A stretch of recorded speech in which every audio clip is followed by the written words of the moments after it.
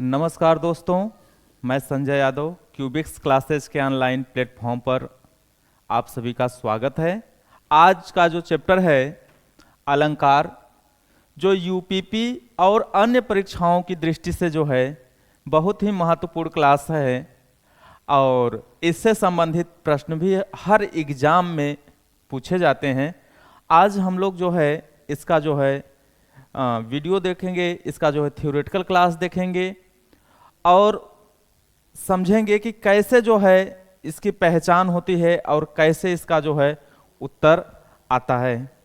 और स्टार्ट करते हैं आज का जो है क्लास। और हमारे चैनल को लाइक और सब्सक्राइब करिए दोस्तों। स्टार्ट करते हैं आज का क्लास।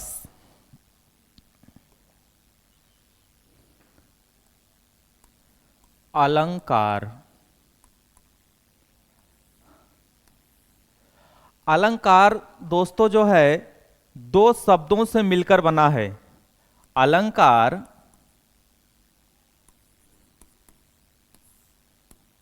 दो शब्दों से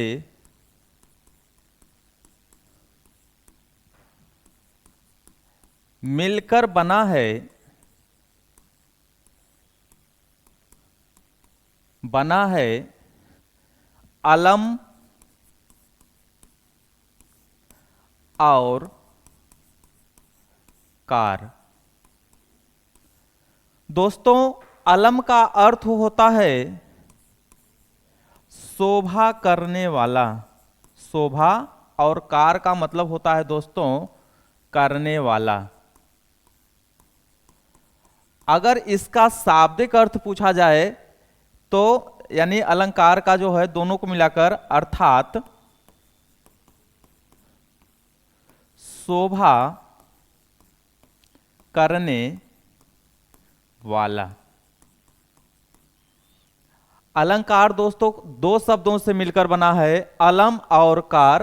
अलंकार का जो है यहां पर अलम का अर्थ है शोभा और कार का मतलब होता है करने वाला। अगर अलंकार का शाब्दिक अर्थ लेते हैं दोस्तों, अलंकार का शाब्दिक अर्थ आभूषण होता है। आभूषण। अलंकार का शाब्दिक अर्थ क्या होता है? आभूषण।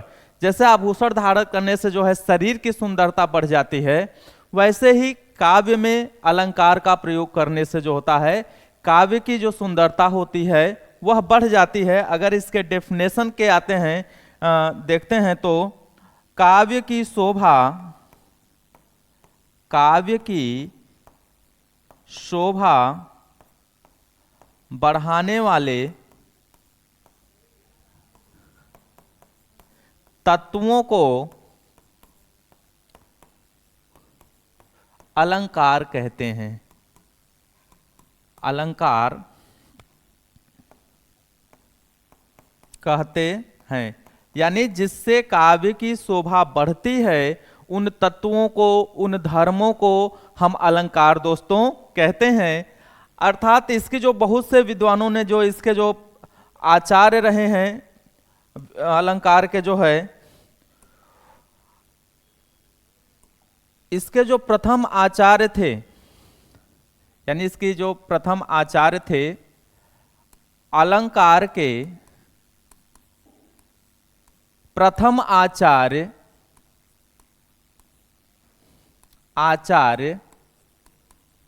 भामह माने जाते हैं। भामह माने जाते हैं। अलंकार संप्रदाय के जो प्रवर्तक होते हैं वह भामह माने जाते हैं। और दंडी ने एक परिभाषा दी है, दंडी ये भी संस्कृत के विद्वान है, काव्य शोभाकरान, काव्य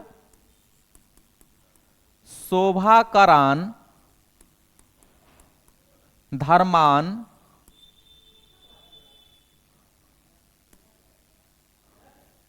धर्मान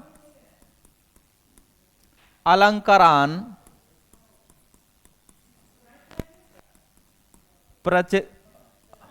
प्रचक्षते, यानी काव्य की शोभा बढ़ाने वाले धर्मों को अलंकार कहते हैं। ठीक है। अलंक्रियते इति अलंकारः, एक और भी इसकी परिभाषा है, अलंक्रियते इति अलंकारः, इति अलंकारः, यानी जिससे अलंकरण किया जाए, जिससे शोभा बढ़ाया जाए, उसे अलंकार कहते हैं। ये तो इसकी परिभाषा थी, यानी अलंकार के जो प्रथम आचार्य थे वह कौन थे? भामह थे। दंडी की एक परिभाषा है, काव्य शोभाकरान धर्मान अलंकारान प्रेक्षते। तो यहाँ पर काव्य की शोभा बढ़ाने वाले धर्मों को या तत्वों को हम अलंकार कहते हैं। भरत मुनि ने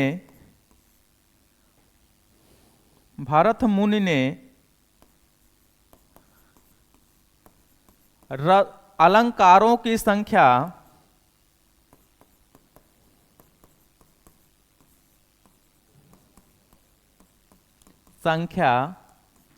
चार मानी है। भरत मुनि ने अलंकारों की संख्या कितनी मानी है? 4 मानी है।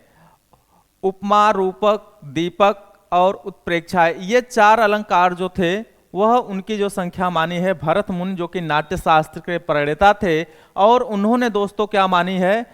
अलंकारों की संख्या कितनी मानी है? 4 मानी है। आते हैं कि अलंकार के भेद कितने होते हैं। तो अलंकार के 2 भेद होते हैं। अलंकार के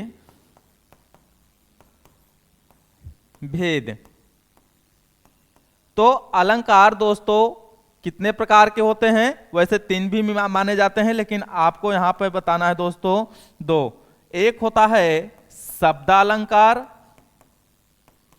और दूसरा होता है दोस्तों अर्थालंकार। शब्दालंकार और अर्थालंकार, यानी जब काव्य की शोभा शब्दों के माध्यम से बढ़ती है तो वहां शब्दालंकार होता है। शब्दालंकार, 2 शब्दों से शब्द और अलंकार, यानी जब शब्द के माध्यम से काव्य की शोभा बढ़ जाए तो वहां पर शब्दालंकार होता है। शब्दालंकार में हम दोस्तों देखेंगे क्या क्या देखेंगे? अनुप्रास, दूसरा देखेंगे यमक, तीसरा देखेंगे श्लेष, चौथा देखेंगे वक्रोक्ति और 5वां देखेंगे दोस्तों विप्सा। विप्सा को पुनरुक्ति प्रकाश, पुनरुक्ति प्रकाश अलंकार भी कहते हैं। तो दोस्तों हम शब्दालंकार के यहां पे 5 भेद देखेंगे और उनके पहचानने की बहुत ही इजी ट्रिक, बहुत ही आसानी से जो है उसके उदाहरणों को हम पहचान लेंगे। उसकी परिभाषा से बेस्ड अगर भी कोई क्वेश्चन पूछे जाते हैं दोस्तों तो भी हम आसानी से जो है कर लेंगे। तो यहां पर इसके नाम से ही स्पष्ट है शब्दालंकार, यानी शब्दालंकार की सबसे बड़ी खासियत ये होती है कि अगर उस शब्द के स्थान पे अगर हम उसके पर्यायवाची अर्थ रख देते हैं तो उसका अर्थ नष्ट हो जाता है, यानी उसके स्थान पर उसका पर्यायवाची शब्द नहीं रखा जा सकता है। अर्थात जो शब्द जो होते हैं वही शब्द जो है वहां पर शब्दों मतलब काव्य की शोभा बढ़ाने का कार्य करते हैं। अब आते हैं पहला इसका जो भेद है शब्दालंकार का, वह है अनुप्रास। पहला यहां पे दोस्तों क्या है? अनुप्रास। अनुप्रास, अनु का मतलब होता है बार बार और प्रास का मतलब होता है अक्षर या वर्ण, यानी अक्षर या वर्ण का बार बार आना। तो इसका डेफिनेशन हो जाएगा जहां किसी वर्ण की आवृत्ति वर्ण की आवृत्ति बार बार होती है, बार बार यानी दो या दो से अधिक बार होती है, बार बार होती है,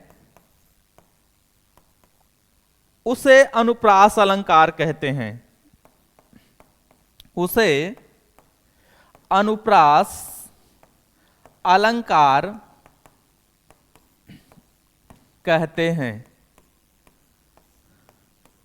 अब दोस्तों वर्ण की आवृत्ति जो होती है, वर्ण मीन्स अक्षर, जैसे क वर्ण हो गया, ख वर्ण हो गया, च वर्ण हो गया, त वर्ग हो गया, प वर्ग हो गया, ठ वर्ग हो गया, त वर्ग हो गया, थ वर्ग हो गया। तो किसी भी वर्ण की आवृत्ति यानी दोहराव अगर दो या दो से अधिक बार हो जाता है तो वहां भी क्या होता है दोस्तों, अनुप्रास अलंकार होता है। तो यहां पर हम इसके जो है उदाहरण देख लेते हैं दोस्तों। जैसे सोना सज्जन साधुजन, साधुजन टूट जुरे 100 बार, टूट जुरे 100 बार। यहां पे दोस्तों आप देख रहे हैं, अभी डेफिनेशन में देखा है किसी वर्ण की आवृत्ति क्या आ जाए दोस्तों, दो या दो से अधिक बार आ जाए, बार बार आ जाए, तो वहां पे कौन सा अलंकार हो जाएगा दोस्तों, अनुप्रास हो जाएगा। यहां पे किस वर्ण की, स की आवृत्ति दोस्तों यहां पर कितनी बार हो रही है, स की आवृत्ति हो रही है, यानी यहां पे आप देखें 3 बार हुई है, तो यहां पर कौन सा अलंकार हो जाएगा, अनुप्रास अलंकार हो जाएगा। जैसे मुदित महीपत, महीपत, महीपत पति मंदिर आए, मंदिर आए, सेवक सहित सुमंत बुलाए। अब दोस्तों यहां पर देख लीजिए, यहां पर क्या देख रहे हैं, मुदित महीपत मंदिर आए, किस वर्ण की आवृत्ति हो रही दोस्तों, म की आवृत्ति हो रही है। नीचे वाली लाइन में स की आवृत्ति हो रही है, तो यहां पर म और स की आवृत्ति हो रही है, तो यहां पर क्या हो जाएगा, किसकी आवृत्ति हो रही दोस्तों, म और स वर्ण की आवृत्ति, स वर्ण की आवृत्ति होने के कारण यहां पे कौन सा अलंकार है दोस्तों, यहां पे अनुप्रास अलंकार है। अनुप्रास अलंकार में हमने देखा था कि किसी भी वर्ण की आवृत्ति दो या दो से अधिक बार या बार बार हो जाए तो वहां पर क्या हो जाता है, अनुप्रास अलंकार हो जाता है। अनुप्रास अलंकार के दोस्तों 5 प्रकार होते हैं, कितने, 5 प्रकार होते हैं अनुप्रास अलंकार। इसके दोस्तों 5 प्रकार होते हैं। पहला होता है छेकानुप्रास, छेकानुप्रास। दूसरा होता है वृत्त्यानुप्रास। तीसरा होता है श्रुत्यानुप्रास।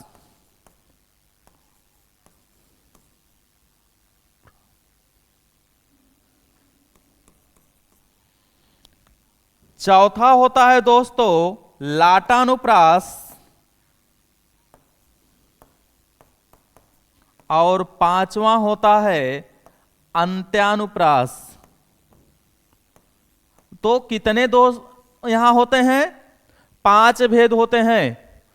अनुप्रास अलंकार के 5 भेद होते हैं, छेकानुप्रास, वृत्त्यानुप्रास, श्रुत्यानुप्रास, लाटानुप्रास और अंत्यानुप्रास। थोड़ा थोड़ा हम इनको जो है जान लेते हैं कि ये कैसे पहचान में आते हैं कि छेकानुप्रास है, वृत्त्यानुप्रास है। लेकिन अगर ऑल ओवर आएगा तो कौन सा आएगा दोस्तों, अनुप्रास ही आएगा, क्योंकि ये अनुप्रास के भेद हैं, अनुप्रास से ही निकले हुए हैं। तो इसलिए इनके भी एग्जाम्पल जो होंगे हम किस में प्रयोग कर सकते हैं, अनुप्रास अलंकार में प्रयोग कर सकते हैं। छे का अनुप्रास होगा तो भी अगर वहां पे छे का नहीं दिया है दोस्तों, अनुप्रास दिया है तो अनुप्रास अलंकार होगा, चाहे वृत्तिया का हो, श्रुत्या का हो, लाटा का हो, अंत्या का हो। अगर वहां पे दोस्तों दिया है तो वहां पर अगर ये ऑप्शन नहीं दिए हैं, अनुप्रास दिया है तो वहां पे अनुप्रास होगा, क्योंकि ये अनुप्रास के ही भेद हैं। देख लेते हैं इनको जो है एक एक करके।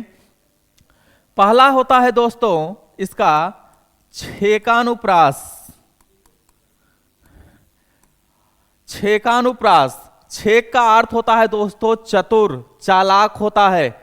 जहां पर किसी वर्ण की आवृत्ति, जहां पर किसी वर्ण की आवृत्ति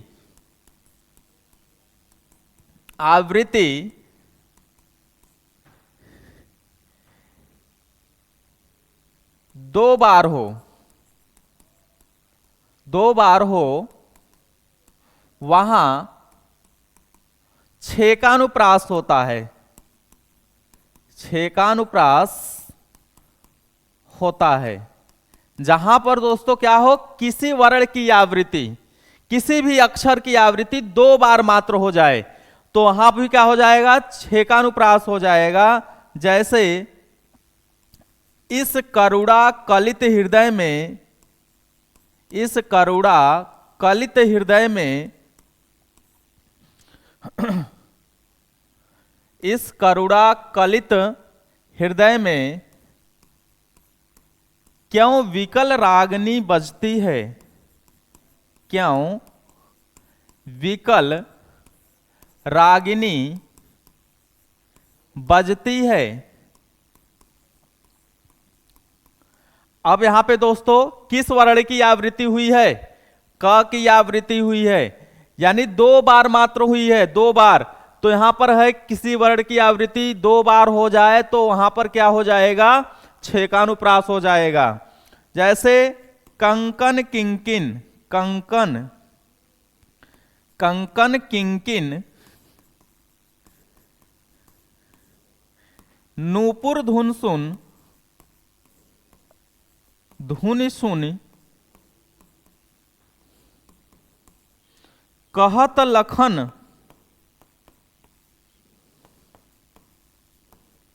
सन राम हृदय गुण, हृदय गुण। यहां पर दोस्तों, यहां पर भी यही है, कंकन किंकिन, क की आवृत्ति दो बार हुई है। तो जहां पर किसी वर्ण की आवृत्ति दो बार हो जाए, मात्र दो बार हो जाए, वहां पर क्या हो जाएगा दोस्तों, छेकानुप्रास हो जाएगा। दूसरा इसका टाइप है वृत्त्यानुप्रास, वृत्त्यानुप्रास, जहां पर किसी वर्ण की आवृत्ति दो से ज्यादा बार हो जाए, जहां पर किसी वर्ण की आवृत्ति दो से ज्यादा बार हो जाए तो वहां पर क्या होगा दोस्तों, वृत्त्यानुप्रास होगा। तो यहां पर जहां पर किसी वर्ण की आवृत्ति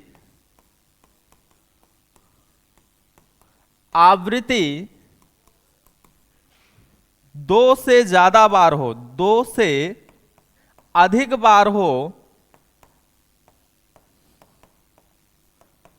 वहां पे क्या हो जाएगा दोस्तों, वृत्त्यानुप्रास हो जाएगा। तो वहां वृत्त्यानुप्रास होता है।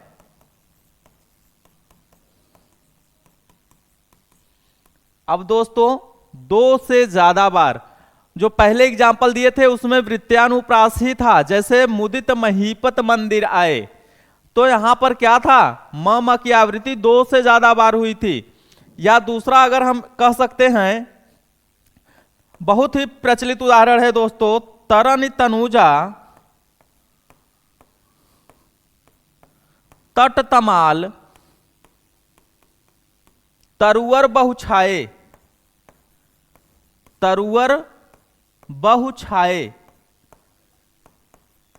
अब यहां पे दोस्तों किस वर्ण की आवृत्ति ज्यादा हुई है, त त त त त, 5 बार हुई है दोस्तों, यानी यहां पर है 2 से अधिक बार हो जाएगी दोस्तों, तो भी क्या हो जाएगा, वृत्त्यानुप्रास हो जाएगा। यहां तो 5 बार हुई है, इसलिए यहां पर क्या हो जाएगा, वृत्त्यानुप्रास हो जाएगा। दूसरा एग्जाम्पल देख लेते हैं कि जो है चारुचंद्र की चंचल किरणें खेल रही हैं जल थल में। चारुचंद्र की चंचल किरणें खेल रही हैं जल थल में, जल थल में। स्वच्छ चांदनी, चांदनी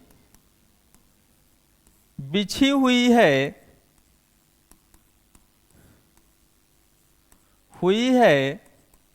अवनी और अंबर तल में, अवनी और अंबर तल में। तो यहां पे दोस्तों च की आवृत्ति बार बार हो रही है, तो यहां पर भी क्या हो जाएगा, वृत्त्यानुप्रास हो जाएगा। बहुत ही प्रचलित, बहुत ही सिंपल अगर पूछ देता है रघुपति राघव राजा राम, र की आवृत्ति हो रही है, उसके दूसरे लाइन में भी देखेंगे दोस्तों तो पतित पावन सीताराम, तो वहां पर भी दोस्तों क्या हो रहा है, प की आवृत्ति हो रही है। तो ऐसे ही किसी भी वर्ण की आवृत्ति 2 से ज्यादा बार हो जाए तो वहां पर क्या हो जाएगा, वृत्त्यानुप्रास हो जाएगा। तीसरा है दोस्तों श्रुत्यानुप्रास, श्रुत्यानुप्रास। अब यहां पर है दोस्तों कि एक ही उच्चारण कंठ से, यानी एक ही उच्चारण स्थान से किसी वर्ण की आवृत्ति होती है तो वहां श्रुत्यानुप्रास होता है। एक ही उच्चारण स्थान से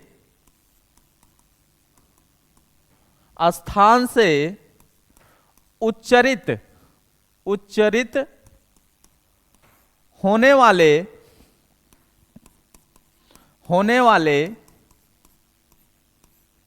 वर्ण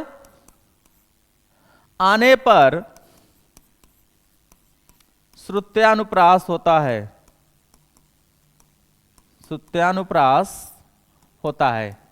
अगर दोस्तों एक ही स्थान से, अब एक ही स्थान क्या होता है दोस्तों, वर्ण विचार में हम लोगों ने देखा था, जैसे कंठ है, तालु है, मूर्धन्य है, दंत है, ओष्ठ है, अगर यानी इनमें से अगर किसी भी एक स्थान से उच्चरित होने वाले वर्ण आ जाएं, यानी किसी चाहे कंठ से आ रहे हैं तो सारे वर्ण जो है पंक्ति के जो है कंठ से हो जाएं, या तालव्य से आ रहे हैं तो सारे पंक्ति के तालव्य से हो जाएं, मूर्धन्य से आ रहे हैं तो मूर्धन्य, दंत से आ रहे हैं तो दंत, अगर ओष्ठ से आ रहे हैं तो ओष्ठ से ही हो जाएं। यानी एक ही उच्चारण स्थान से उच्चरित होने वाले वर्ण अगर लगातार आते हैं दोस्तों तो वहां पर क्या हो जाएगा, श्रुत्यानुप्रास हो जाएगा। दिनांत था थे दीननाथ डूबते। अब दोस्तों दिनांत था थे दीननाथ डूबते। अब यहां पे दोस्तों क्या है, द न त थ द न थ, यहां पर भी। अब यहां पे देखेंगे त वर्ण का जो उच्चारण स्थान होता है, सारे जो यहां पे यानी द न त थ जो भी वर्ण आ रहे हैं, त थ द ध न, यानी दंत से ही आ रहे हैं, तो यहां पर क्या हो जाएगा दोस्तों, श्रुत्यानुप्रास हो जाएगा। यहां किससे आ रहे हैं, ये दंत से आ रहे हैं, यानी इसका उच्चारण क्या है, दंत वर्ण है, ये दंत वर्ण से आ रहे हैं, दंत से आ रहे हैं, जीभ दांत से सट जा रही है, इसलिए क्या हो जाएंगे, श्रुत्यानुप्रास हो जाएंगे। तुलसीदास सीदत निस्दिन देखत तुम्हार निठुराई, देखत तुम्हार निठुराई।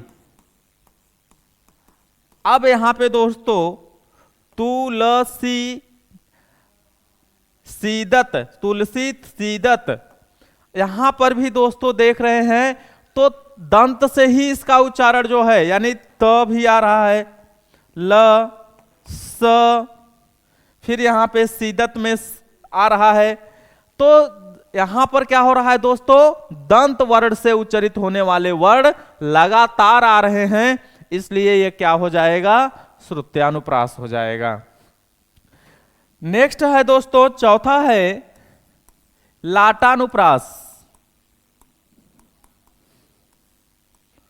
क्या होता है दोस्तों, लाटानुप्रास होता है।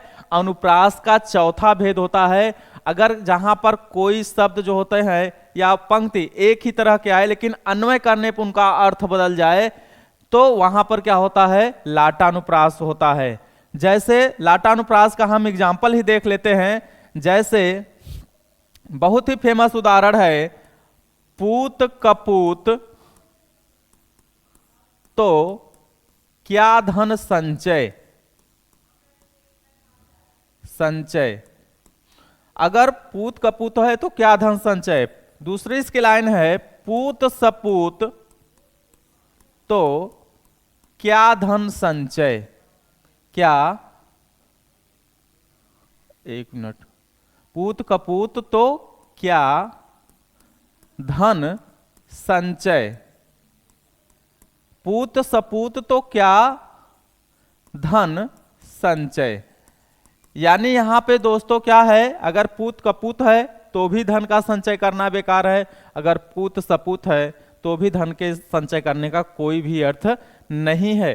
तो यहां पर जो होता है, अगर कपूत है तो धन का संचय अल्प समय में वो क्या कर देगा, सारी चीजें जो है नष्ट कर देगा। अगर पूत सपूत है तो वो तुरंत जो है वो क्या करेगा, अल्प समय में ही धन को बना लेगा। तो दोनों ही स्थितियों में यहां पर लाटानुप्रास है। जैसे पराधीन जो नर नहीं, स्वर्ग नरकता हेतु, स्वर्ग नरकता हेतु, स्वर्ग नरकता हेतु। वही लाइन फिर आएगी, पराधीन जो नर नहीं, स्वर्ग नरकता हेतु, स्वर्ग नरकता हेतु। तो अगर यहां पे दोस्तों पहली लाइन का देखेंगे, पराधीन जो नर नहीं, अगर नर पराधीन नहीं है, गुलाम नहीं है, परतंत्र नहीं है, तो स्वर्ग नरकता है, तो उसके लिए स्वर्ग और नरक का क्या है, उसके लिए तो सारी चीजें स्वर्ग के ही समान है। और दूसरा है पराधीन जो नर, और जो नर पराधीन है, गुलाम है, उसके लिए स्वर्ग नहीं, स्वर्ग नरकता है, तो उसके लिए स्वर्ग और नरक कुछ भी नहीं है, यानी स्वर्ग भी नरक के ही समान है। तो यहां पर क्या हो जाएगा दोस्तों, लाटानुप्रास हो जाएगा। इसका जो पांचवा भेद है वह है अंत्यानुप्रास, अंत्यानुप्रास, यानी जहां पर अंत के वर्ण, जहां पर अंत, अंत्या का मतलब होता है अंतिम, अंत के वर्ण जो होता है मिल जाते हैं, यानी उनमें तुकांत, जैसे कहते हैं तुकांत रचना है, अगर उसके तुक मिल जाते हैं दोस्तों तो वहां पर क्या हो जाता है, अंत्यानुप्रास होता है। जितनी आप चौपाइयां देखते हैं, दोहे देखते हैं, सभी क्या हैं दोस्तों, अंत्यानुप्रास हैं। जैसे जय हनुमान ज्ञान गुण सागर,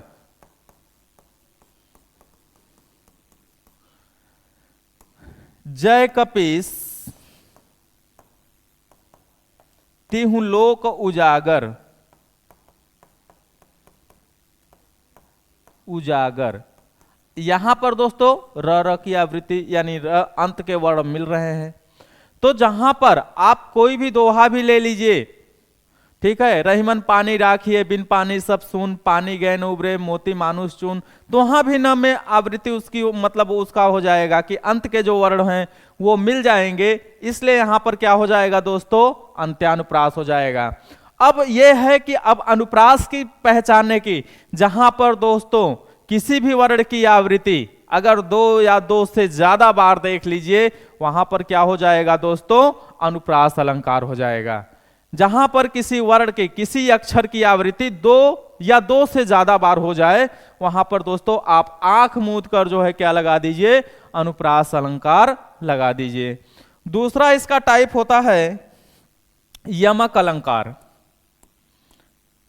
शब्दालंकार का जो दूसरा भेद होता है यमक अलंकार होता है। यमक यानी यमक का मतलब होता है युग्म। यमक का अर्थ क्या होता है दोस्तों, युग्म होता है, यानी जोड़ा। जहां पर कोई शब्द दो बार आए, अभी अनुप्रास में आपने देखा था दोस्तों वर्ण देखा था, अब यहां पर हो जाएगा कि जहां कोई शब्द दो बार आए और दोनों के अलग अलग अर्थ निकले, अलग अलग अर्थ निकले, वहां यमक अलंकार होता है। यमक अलंकार होता है। यहां पर दोस्तों शब्द दो बार आता है और दोनों के अलग अलग अर्थ निकलते हैं। आपने बहुत ही चिर परिचित जो है पढ़ा हुआ है, एक है आपका जो है एग्जाम्पल, कनक कनक ते 100 गुनी। Very good. कनक कनक ते 100 गुनी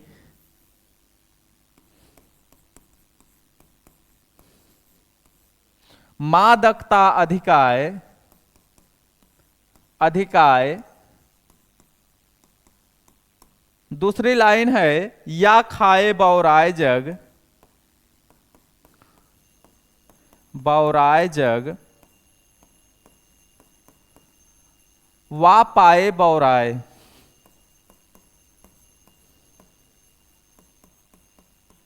अब यहां पर एक कनक का अर्थ है दोस्तों धतूरा, एक कनक का अर्थ क्या है दोस्तों, धतूरा है, और दूसरे कनक का अर्थ क्या है दोस्तों, सोना है। तो दोस्तों सोना भी पाने पर आदमी जो होता है पागल हो जाता है, आवश्यकता से अधिक, थोड़ा बहुत नहीं। और अगर कोई व्यक्ति धतूरा भी खा लेता है, धतूरा तो दोस्तों किसको चढ़ता है, भगवान शंकर को चढ़ता है, बस उन्हीं को चढ़ता है क्योंकि वो नशा बहुत करते हैं, इसलिए यहाँ पे धतूरा कनक का अर्थ होता है धतूरा, उनको कोई दिक्कत नहीं होती है। बाकी तो अगर कोई सामान्य मनुष्य खा लेगा दोस्तों तो वहां पे वो प्रॉब्लम में आ जाएगा। तो यहाँ पर हमें देखना है कि दो शब्द आए हैं और दोनों के अलग अलग अर्थ निकल रहे हैं, इसलिए यहाँ पे क्या हो जाएगा दोस्तों, यमक अलंकार हो जाएगा। जेते तुम तारे तारे तेते नभ में न तारे हैं। तारे यहां पे रे में एक ही रहेगा, तारे। जेते तुम तारे तेते नभ में न तारे हैं, यहां तारे शब्द दो बार आया है। जेते तुम तारे यानी कि यहां पर भगवान के बारे में कहा गया है, ईश्वर के बारे में कहा गया है। तारना मीन्स होता है मुक्त करना, मोक्ष दे देना, यानी तुम जितने को मोक्ष दिए हो उतने आकाश में जो है नक्षत्र नहीं है, उतने जो है स्टार नहीं है, तारे नहीं है। तो यहां पर शब्द दो बार आया है, दोनों के अलग अलग अर्थ निकल रहे हैं, इसलिए यहां पर क्या हो जाएगा, यमक अलंकार हो जाएगा। जैसे एक दो और देख लेते हैं। 3 बेर खाती थी वह 3 बेर खाती है। तीन बेर बेर खाती थी, वह तीन बेर खाती है। अब यहां पे तीन बेर खाती थी, यहां पे तीन बेर का मतलब तीन जो फल होते हैं, जो होते हैं बेर के फल जो होते हैं, जो बेर होता है आपने देखा होगा जो शंकर भगवान को चढ़ता है। और यहाँ पे तीन बेर का मतलब तीन समय, यहाँ पर समय का बोध हो रहा है। तो जहां पर कोई शब्द जो होता है दो बार आए, दोनों का अलग अर्थ निकले, वहां पर क्या हो जाएगा दोस्तों, वहां पर जो हो जाएगा यमक अलंकार हो जाएगा। नेक्स्ट आपका आता है दोस्तों, जैसे कहे कभी बेनी बेनी ब्याल की चुराए लेनी। कहे कहे कभी बेनी, कभी बेनी बेनी ब्याल की चुराए लेनी। बेनी ब्याल की चुराए लेनी। अब यहां पे दोस्तों कौन सा शब्द दो बार आया है, बेनी बेनी। कहे कभी बेनी, बेनी ब्याल, यहां पर कवि का नाम ही बेनी है, और यहां पर बेनी का मतलब दोस्तों क्या होता है, चोटी होता है। शब्द दो बार आ रहे हैं, दोनों के अलग अलग अर्थ निकल रहे हैं। जैसे काली घटा का घमंड घटा, यहां पे दोस्तों दो बार आया है, काली घटा का घमंड घटा। घटा शब्द दो बार आया है। काली घटा मीन्स होता है काले बादल, घमंड घटा मीन्स होता है कम होना। जहां पर जगती जगती का मूक प्यास, यानी जगती मीन्स होता है जागना, और जगती का एक मतलब होता है संसार। दूसरा अगर देखें तो सूर सूर, सूर सूर तुलसी शशि, तुलसी शशि। उडगन केशवदास, अब के कवि खगोत्सम जहतः करत प्रकाश। अब यहां पे आया है दोस्तों सूर सूर। एक सूर का मतलब होता है सूर सूर, यानी सूर का मतलब होता है कवि का नाम है सूरदास, और सूर सूर, सूर का मतलब होता है सूर्य। तो यहां पर शब्द दो बार आए हैं, दोनों के अर्थ अलग अलग निकल रहे हैं, तो यहां पर क्या हो जाएगा दोस्तों, यमक हो जाएगा। ऐसे ही और भी आपके जो होते हैं एग्जाम्पल जो होते हैं पूछे जाते हैं। ऊधव जोग जोग हम नाही, जोग जोग शब्द दो बार आया है। एक जो होता है योग्य होता है, और एक होता है निर्गुण निराकार योग्य। तो जहां पर कोई शब्द दो बार आए और दोनों के अलग अलग अर्थ निकल जाए दोस्तों, वहां पे क्या हो जाएगा, यमक अलंकार हो जाएगा। यहां पर ध्यान रखना है दोस्तों, दो शब्द आते हैं, दोनों के अलग अलग अर्थ निकलते हैं, तो यहां पर क्या हो जाएगा, यमक अलंकार हो जाएगा। तीसरा देखते हैं दोस्तों, इसका जो भेद होता है श्लेष अलंकार। शब्दालंकार का जो तीसरा भेद होता है श्लेष अलंकार होता है। श्लेष का अर्थ होता है चिपका हुआ होना, चिपका हुआ। श्लेष का अर्थ है चिपका हुआ। जहां पर कोई शब्द एक बार आए और इसके एक से ज्यादा अर्थ निकलें, तो वहां पर श्लेष अलंकार होता है। जहां पर कोई शब्द एक बार आए और उसके एक से ज्यादा अर्थ निकले, एक से अधिक अर्थ निकले, वहां श्लेष अलंकार होता है। वहां श्लेष अलंकार होता है। यानी जहां पर कोई शब्द एक बार आए और उसके एक से ज्यादा अर्थ निकले, ठीक है, तो वहां पर कौन सा अलंकार हो जाएगा दोस्तों, श्लेष अलंकार हो जाएगा। यानी एक शब्द में एक से ज्यादा अर्थ चिपके हुए हैं, इसलिए वहां पर क्या हो जाएगा, श्लेष अलंकार हो जाएगा। बहुत ही प्रचलित दोहा हम सभी ने पढ़ा है, पानी गए न उबरे, गए न उबरे, मोती मानुष चून, मोती मानुष चून। अब यहां पर रहीमन पानी राखिए बिन पानी सब सून, पानी गए न उबरे मोती मानुष चून। ये शब्द जो पानी आया है दोस्तों, इसके तीन तीन अर्थ निकल रहे हैं। यहाँ पे जो तीनों हैं, मोती, मनुष्य और चूने के अर्थ में, तो यहाँ पर पानी का अर्थ होता है, यहाँ पर एक एक बारी बारी से लिख देंगे। पानी का मतलब यहाँ पे चमक होता है, मनुष्य के लिए इज्जत होता है और चूना के लिए जल होता है। यहां पर दोस्तों क्या हुआ, कोई शब्द जो होता है एक बार आता है और उसके एक से ज्यादा अर्थ निकलते हैं, तो वहां पर क्या हो जाता है दोस्तों, वहां पर श्लेष अलंकार हो जाता है। नेक्स्ट देख लेते हैं, एक और भी प्रचलित जो है आपका जो है, चरण धरत चिंता करत चितवत चारहु ओर। तो वहां पर जो लास्ट लाइन है, वहां पर भी लास्ट लाइन में ही श्लेष अलंकार है। सुबरन को खोजत फिरे, सुबरन को खोजत फिरे, फिरे कवि व्यभिचारी चोर।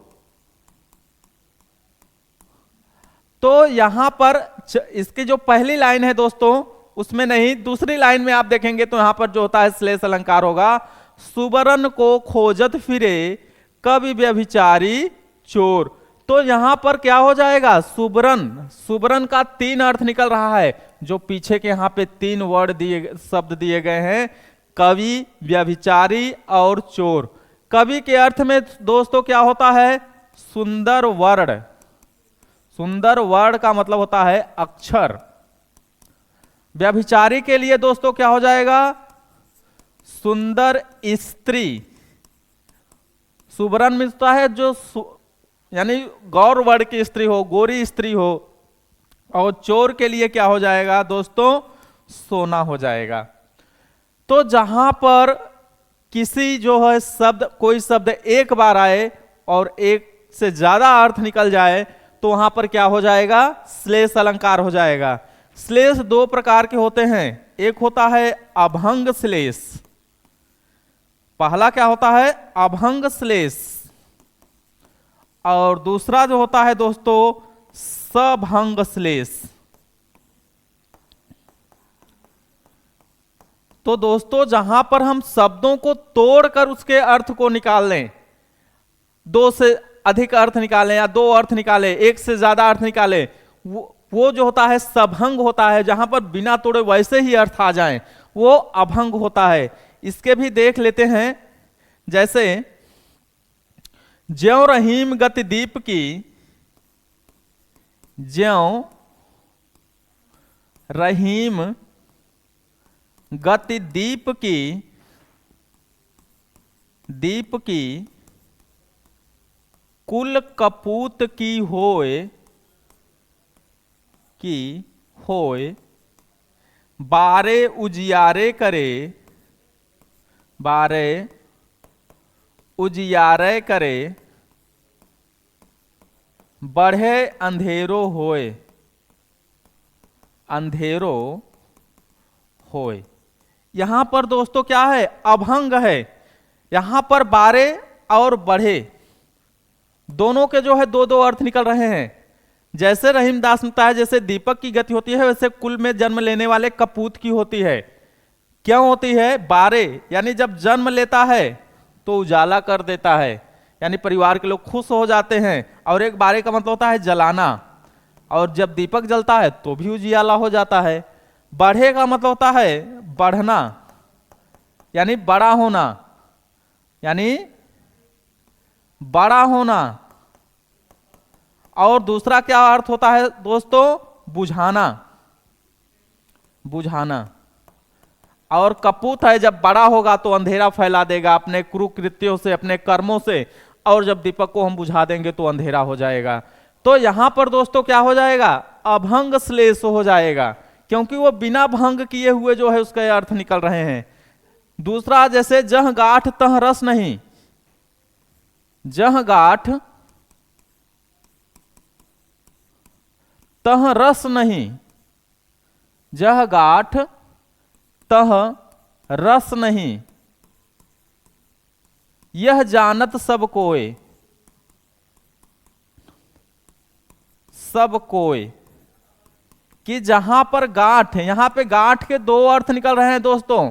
एक गांठ का मतलब होता है जोड़, जहां पे जोड़ होता है उसको हम गांठ कहते हैं, और एक गांठ का मतलब होता है द्वेष। दोस्तों जहां पर जोड़ होता है, गन्ने जैसे होते हैं, उसमें जहां पे जोड़ होता है वहां पे ज्यादा रस नहीं होता है, रस नहीं के बराबर होता है, और जहां पे द्वेष होता है वहां पे रस या आनंद नहीं होता है।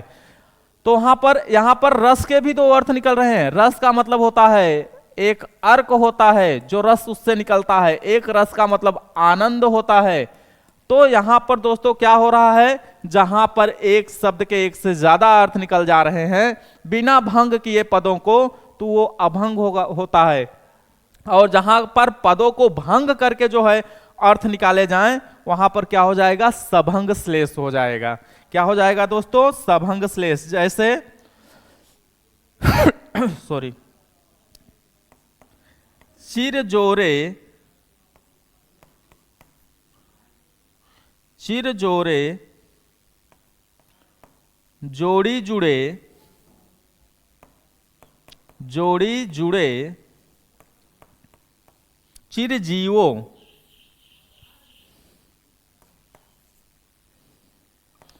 चिर जियो, जोड़ी जुड़े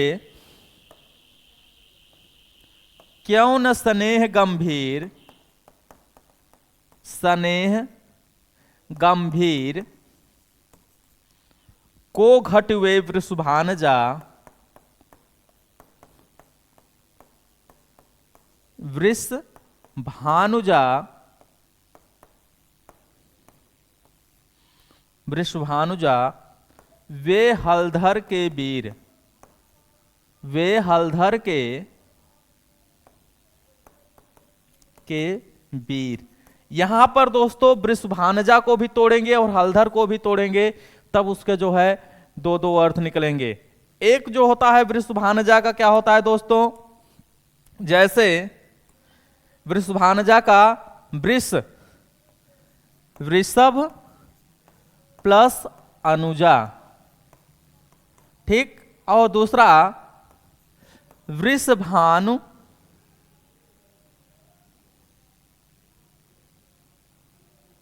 वृषभानु प्लस जा। एक का अर्थ होता है गाय और दूसरे का अर्थ हो जाएगा राधा। यहां पर हलधर के वीर, यानी हलधर के वीर, यानी यहां पर जो होता है हल को धारण करने वाले, यानी बैल हो जाएंगे दोस्तों। और यहां पर हलधर के वीर अर्थात कृष्ण के अर्थ में प्रयोग हुआ है। तो यहां पर पदों को भंग करके जो है यहां पर अर्थ निकाला जा रहा है, इसलिए क्या हो जाएगा, सभंग श्लेष हो जाएगा। नेक्स्ट देखते हैं दोस्तों, इसका टाइप होता है वक्रोक्ति अलंकार।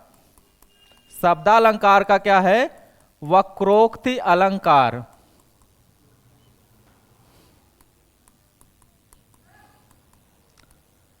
जहां पर वक्ता कुछ कहे और श्रोता जो होता है कोई दूसरा अर्थ समझ ले, जहां वक्ता के कथन का अर्थ श्रोता दूसरा समझ ले, वहां वक्रोक्ति अलंकार होता है, वक्रोक्ति अलंकार होता है। यानी जहां पर जो होता है श्रोता कुछ, वक्ता कुछ कहे और श्रोता सुनने वाला जो होता है उसका दूसरा अर्थ निकाल ले, समझ ले, तो वहां पर क्या हो जाएगा दोस्तों, वहां पर वक्रोक्ति हो जाएगा। जैसे मैं सुकुमारी नाथ वन जोगु, वन जोगु तुम्हें उचित तप, तुम्हें उचित तप, तप मो कह भोगु, मो कह भोगु। यानी कि हे नाथ, आप, मैं सुकुमार हूं और आप वन जाने के योग्य हैं और तुम्हें तप करना उचित है और मुझे भोग करना उचित है। यहाँ पे जब सीता जो होती है, राम एक बार उनसे कहते हैं कि सीता तुम यहीं रहो, तो सुकुमारी हो, महलों में रहने वाली हो, तो उसने कहा महलों में रहने वाले तो आप भी हैं, आप कहाँ जो है, आप जो है जंगल में रहे हैं। तो वहां पर जो होता है कहने वाला कुछ कह रहा है और समझने वाला कुछ समझ रहा है। जैसे कौन तुम,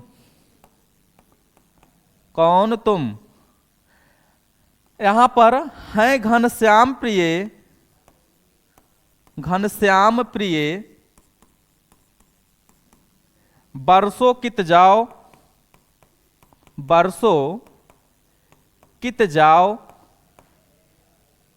जाओ नहीं मनमोहन प्रिय, प्रिय फिर क्यों पकड़त पाए, फिर क्यों पकड़त, पकड़त पाए।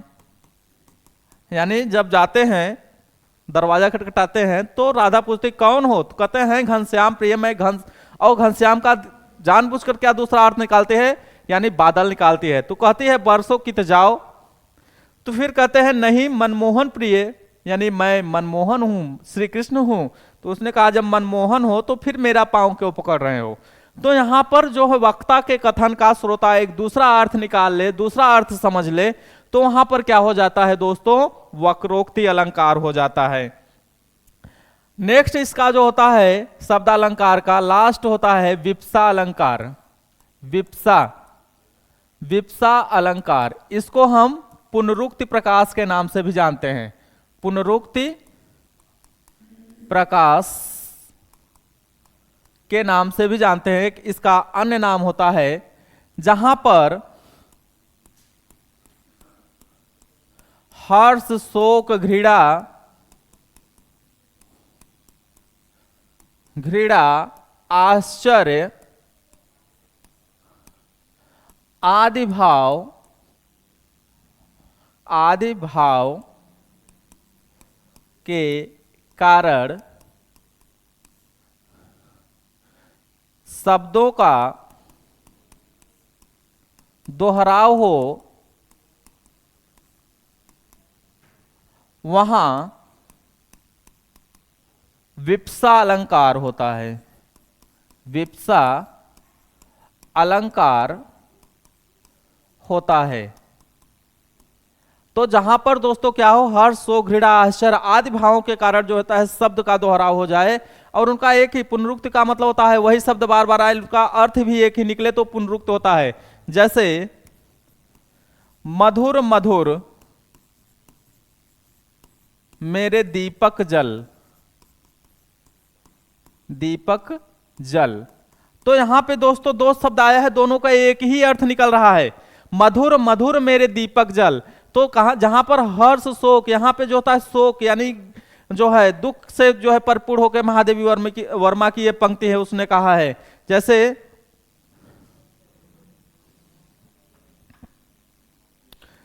सूरज संसार का है, सूरज संसार का है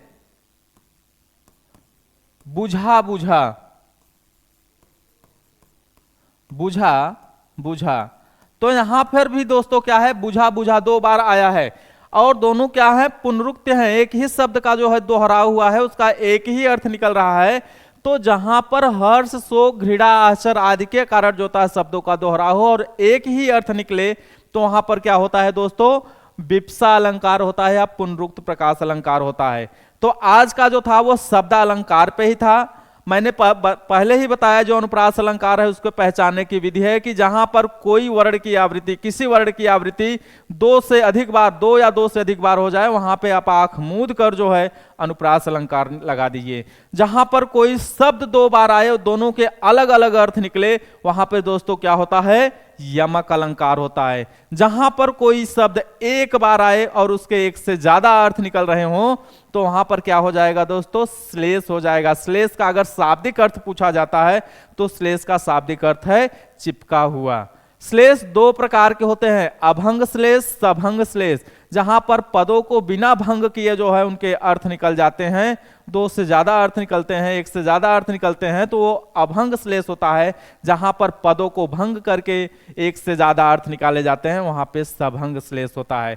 वक्रोक्ति, जहां वक्ता के कथन को श्रोता जानबूझकर दूसरा अर्थ निकाल ले, समझ ले, तो वहां पर क्या होता है, वक्रोक्ति अलंकार होता है। जैसे कौन तुम घनश्याम प्रिय, बरसों कित जाओ, नहीं मनमोहन प्रिय, फिर क्यों पकड़त पाए। यानी यहां पर राधा जानबूझकर एक दूसरे अर्थ जो है उसको जो है समझ रही है, इसलिए वहां पर वक्रोक्ति है। लास्ट आपके सामने है विप्सा अलंकार, जहां पर हर्ष, शोक, आश्चर्य के कारण भावों का जो होता है शब्दों का दोहराव हो, उनका अर्थ एक ही निकले, वहां पर पुनरुक्त प्रकाश या विप्सा अलंकार होता है। जैसे मधुर मधुर मेरे दीपक जल, यहाँ पर मधुर मधुर शब्द दो बार आया है, लेकिन उनका अर्थ एक ही निकल रहा है। सूरज संसार का बुझा बुझा, तो यहां पर भी दो बार आया, दोनों के एक ही अर्थ निकल रहा है। और दोस्तों नेक्स्ट टाइम जो है दूसरी बार आएंगे अर्थालंकार लेकर। ओके दोस्तों, जय हिंद।